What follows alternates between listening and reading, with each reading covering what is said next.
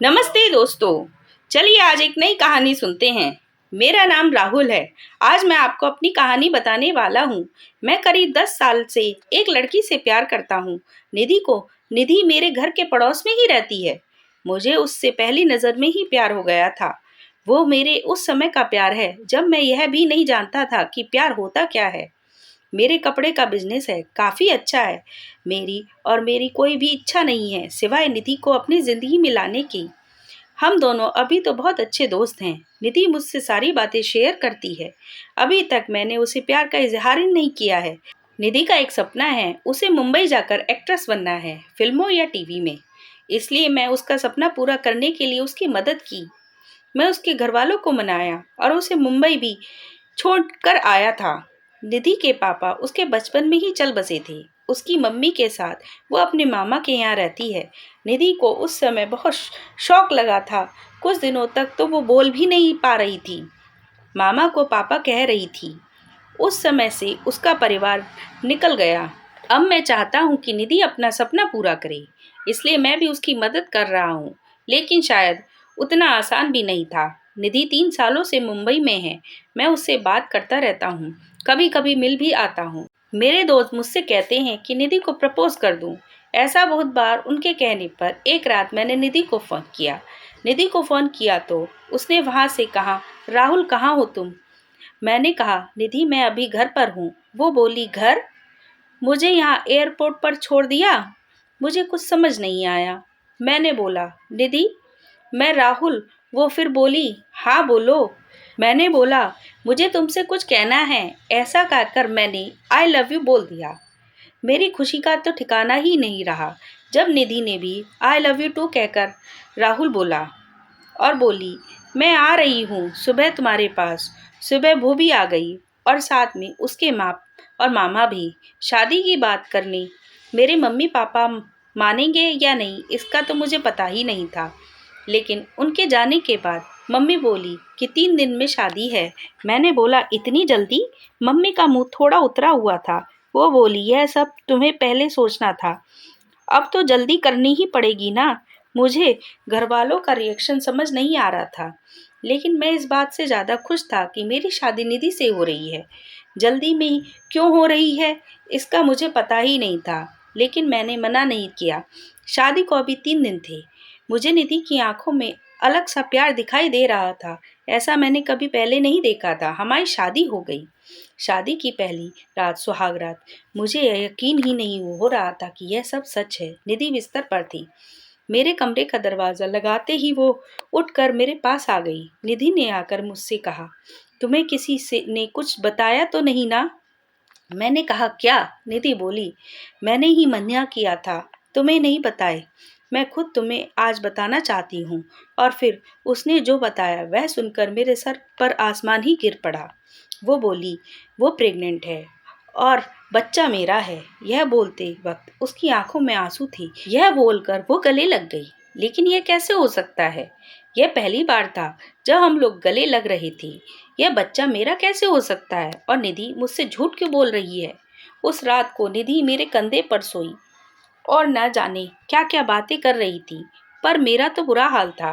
अब मुझे समझ नहीं आया कि शादी इतनी जल्दी में क्यों हो गई, क्योंकि निधि ने सभी को यही बताया था, यह बच्चा मेरा है।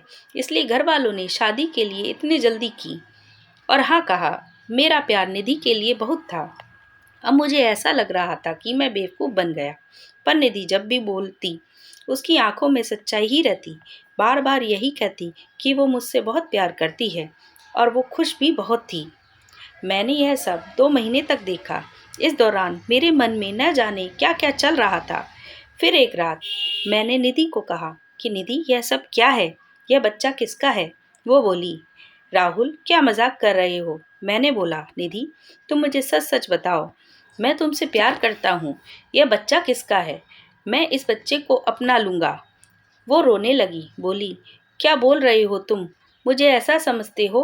क्या कहना चाहते हो? यह तुम्हारा नहीं है। उस रात मेरे सब्र का बांध टूट गया और मैंने निधि को घर से जाने को कह दिया। निधि उसी समय अपने घर रोते हुए चली गई।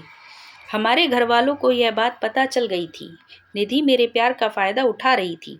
फिर एक दिन जब निधि अपने घर वालों के साथ डॉक्टर के पास गई थी, तब मैं एक औरत 55 साल की निधि का पता पूछने मेरी दुकान पर आई थी। मैंने बोला वो उसका घर है, पर अभी वो नहीं है। मैंने उससे पूछा आपको क्या काम है? वो बोली निधि उस रात एयरपोर्ट से उस दुर्घटना के बाद अचानक चली गई। मैं पूछना चाहती थी वो ठीक है तो है ना? मैंने पूछा कैसी दुर्घटना? वो बोली एक्सीडेंट, मेरे बेटे राहुल का। मैंने पूछा राहुल? वो बोली हाँ, मेरा बेटा राहुल और निधि एक दूसरे से प्यार करते थे। दोनों शादी करने वाले थे। निधि के साथ मैं और राहुल निधि के घर जा रहे थे कि रोड क्रॉस करते वक्त मुझे बचाने के लिए मेरा बेटा बड़ी बस के नीचे आकर चल बसा। एक्सीडेंट इतना भयंकर था कि वो उसी समय चल बसा। निधि वहां से चली गई।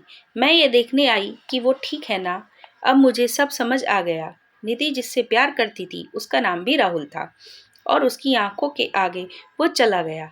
इस बात से उसको इतना सदमा लगा था कि वो इसे मानने को तैयार ही नहीं है।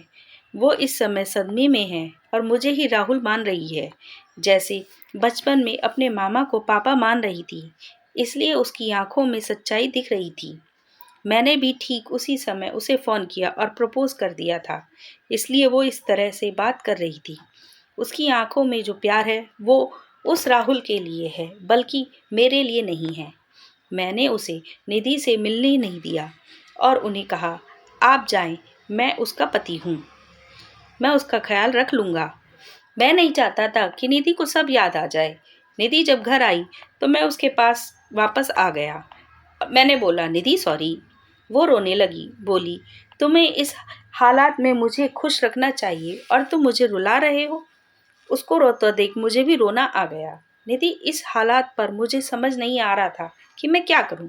निधि को मैं झूठा कह रहा था, लेकिन मुझे यह नहीं पता था कि वो सच को मान नहीं पा रही है। मैंने निधि को मनाया और अपने साथ वापस ले आया। अब मैं उसे अकेला नहीं छोड़ सकता था।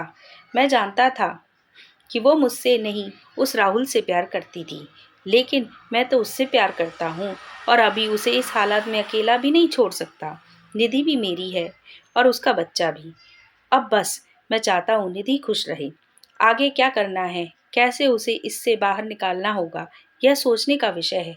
पर मुझे विश्वास है मेरा प्यार निधि को सब कुछ भुला देगा। तो दोस्तों, आपको यह कहानी कैसी लगी कमेंट करके बताइएगा ज़रूर।